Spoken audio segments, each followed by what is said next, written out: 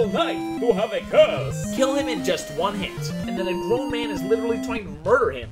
Hello and welcome to WedNESday. So last week when I said I have no idea what Super C is, I was partially wrong. The second I started playing, I realized, oh hey, this is Contra. However, I don't really know what Contra is. I was scratching my head. I'm like, okay, I know it's a shooter. I know it's popular, but I really don't know what it is. Fortunately, that's what this video is here to tell you. So, Super C is probably one of the manliest games I have ever played, and probably one of the best power fantasies too. You're just a buff dude with a gun, shooting non-stop, killing every man, woman, and child in your way. Also, this game should probably be looked at right next to Ghosts and Goblins. You see, that game was super unfair. Super C may be one of the fairest games of all time.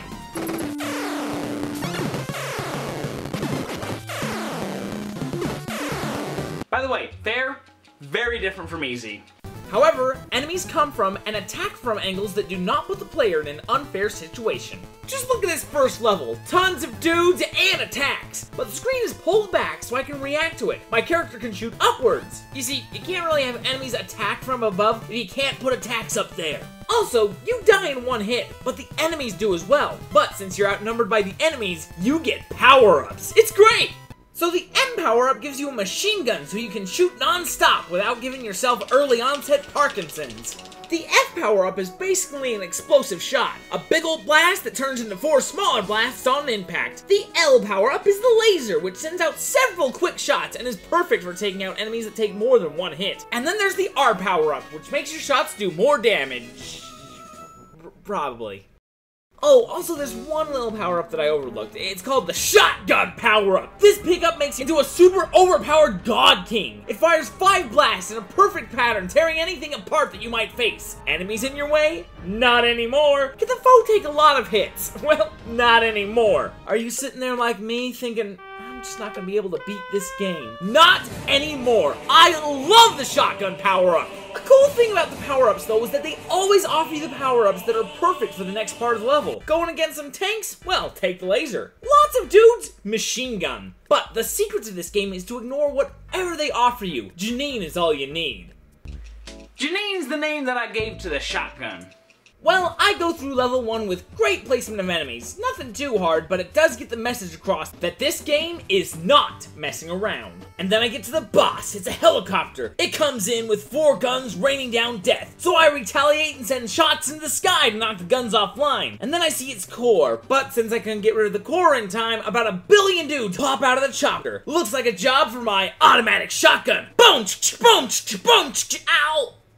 After the core comes back onto the screen, I blow the helicopter out of the sky and head to level 2. Now they changed the game from a side-scroller to a top-down view, but the game's still just as fair. The enemy can come from all directions, so you're allowed to shoot in all directions. They have some tanks, but as long as you can get out of the way of their bullets, it doesn't really cause a problem. After dealing with all of your foes, you get to the boss. It's a tank with 3 dudes in it. All you need to do is maneuver yourself around the tank to kill all 3 of the dudes. And it's easy enough if you're good at dodging. After the 3 of them bite the dust, you go on to the next stage. The jungle. So this is the closest thing we have to cheap enemies. As you walk and jump through the jungle, there will be these guys who pop out of nowhere and fire a shot killing you. After their ambushes though, you learn to duck as soon as they jump out and then shoot out their ankles. The rest of the level is great. Running through the jungles, shooting snipers out of the trees with a shotgun. It's really fun to dodge this mortar shots, and I love trudging through the swamps as a one-man army. I'm not letting something as petty as water stop me. Bop, bop, bop, bop, bop, bop, bop, bop. Rated everyone 10 and up. After maneuvering through the jungle, you get to a clearing and they roll out the boss, who is also just a total chump. His attacks are super easy to dodge, and since you can fire while prone, it's no big problem. When he's too close to you though, all you need to do is jump on his head and become a pretty little hat. So taking him out isn't too big of a problem. However, after he dies, the world starts falling apart. Now they do create a lot of tension here by making the screen shake and just think, oh, we gotta get out of here right now! My advice? Slow down. If you rush this area, the ground will fall out from beneath you. Just slowly walk up. Does the block in front of you fall all the way down? No? Go ahead and step on it. Does the next block fall all the way down? Okay, I'm glad I took this slow so I don't need to fall to my death and have my lion son go live with a wildebeest and a weasel. After all that fun jazz, I enter a facility and am threatened by the deadliest of all traps. A bubble machine. Seriously, how would somebody deal with this thing without Janine at their side? But after the bubble blower, I need to jump up through this facility, being sure to take out turrets and these infinitely spawning bird dudes. You see, it's fun. It gives you a threat that you can't ignore, but it also incentivizes you to get through the level as quickly as possible. Shoot enough stuff and you'll get yourself an elevator ride, full of more turrets, more birdmen, and the most deadly of all, more bubbles. Navigate through all of this though, and your reward is going to be a boss fight! The boss moves back and forth, shooting down lasers. With a single gun, it can be annoying, especially since you can get trapped. But if you're shooting 5 shots at a time, you can quickly open yourself a safe area in the laser grid. From here, using your shotgun, you can quickly break all the other laser points as well. After that, you go to the next level, which I gotta say, even without the shotgun, is just way too easy. I mean, it's fun shooting your way up a mountain. It's just a great set piece. However, there is a bit of challenge with the falling rocks near the end. You see, their momentum is a little janky, and it's not fun to jump into one that was just barely off screen, but you can get past all of it and jump onto this train. It's here that you need to be careful, because each time you jump down, you don't know if a turret is gonna pop out of the floor, or if these guys are gonna jump from behind you and try to bite off your arm or something. My advice? Jump down and be ready to react. After a while, you fight your way to the Skull Fortress. It's a fortress made of skulls. And its attack is shooting even more skulls. Now, the skulls take a few too many shots in my opinion, so I suggest that you just shoot the fortress. But also keep an eye on the ground. You wouldn't want to step on any skulls now. After all, that would just be gross. And deadly. So after the military bases and jungles, we decide to go into a weird organic alien base. But hey, killing aliens is manly. So this is the other top-down shooter levels. You run down the halls blasting dudes, but eventually you get to this wide open area. And I'd say approach cautiously. The ground is hungry and would not mind biting off your legs. And how can you be manly if you don't have any legs? After the feeding pit, you run down this hall that's spitting out enemies from the walls, so it can be pretty tricky, getting down the hall and making sure that nothing attaches to your back. But it is possible, and it leads to the alien boss.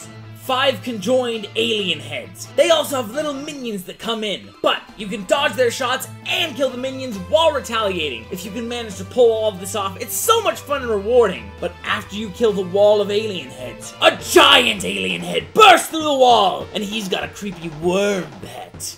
However, this guy is as easy as he is intimidating. Just position yourself so that you're shooting him in the middle of his front 2 teeth. Any attacks that he would throw at you automatically get destroyed, and his worm doesn't really attack you. It just kind of circles around you. It's a very easy boss. But it leads you to another level where you're shooting your way down. There's a lot of vertical level design in Super C. It reminds me a lot of Super Mario Bros. 2. So here they have you kill these gross... I don't even know what to compare that thing to. But you go ahead and you shoot them while making sure that no aliens come up and stab you in the back. Then they give you a laser and you can begin mining your way into the ground. Okay, this part is way too much like Super Mario Bros. 2. After you cut through all of that, they give you a shotgun and it gets fun. You see, there's all these sacks. Now, I don't want to go too much into game design, but the placement of these is perfect to teach you how these work safely. And then they give you different ways to fight them. 1 up close, 2 at a time, 1 on either side of you. It's just great game design. The boss, however, is not. It's not because he's super hard, it's because he's too easy. Keep in mind, they just gave the player a shotgun. As long as you set yourself up in the center and just start firing straight up, none of his attacks or purple minions can reach you, making for a very fast, dead giant skelly man. And that brings us to the final level. Lots of things want you dead, but trust me, Mr. Contra has the answer. Statues want you dead? Shoot 'em. Aliens want you dead? Shoot 'em. Does the ground want you dead? Shoot 'em. Yep, the easy answer to this game's hardest questions is a hailstorm of bullets. However, I do like the second half of this level too. The ceiling just keeps coming down on you. You see, this is a fun idea. It makes it hard to jump across these pits, but the smartest part is right before the ceiling drops down on you, there are a bunch of enemies that spawn. If you don't shoot them before the ceiling comes down, you're going to have a really hard time killing them before they kill you. However, the fact that they give you an explosive weapon right before this means that you can kill them through the wall. But if you can survive all the encounters that they could think up with the ceiling, It's boss time. A gross alien squid eye on top of a pretty lady face that's shooting tons of spikes. Now this boss is pretty tough because it keeps the pressure on you. Between shooting the black spikes and dodging the red spikes to stay alive, you do not have that much time to put bullets into the boss herself. But it can be done, and then you win! Just to be taken away on a helicopter and dropped into level 1 to shoot everyone all over again. So, that's Super C! Let me be 100% honest, I was expecting to rage quit this game. But no, it is one of the fairest games I have ever played. Every single death was justified, every single kill was earned, it just felt amazing to play. It's a testosterone-filled power fantasy. I give it 2 shotguns that don't need to reload, way up. So, next week, on this little show of mine, I'm gonna be looking at Tecmo Bowl. Why on earth did I do the water gag? I shouldn't have splashed the water. Look at none of these posters even had pins in them. They're stuck up there. I don't know how to get them down. The weirdest thing,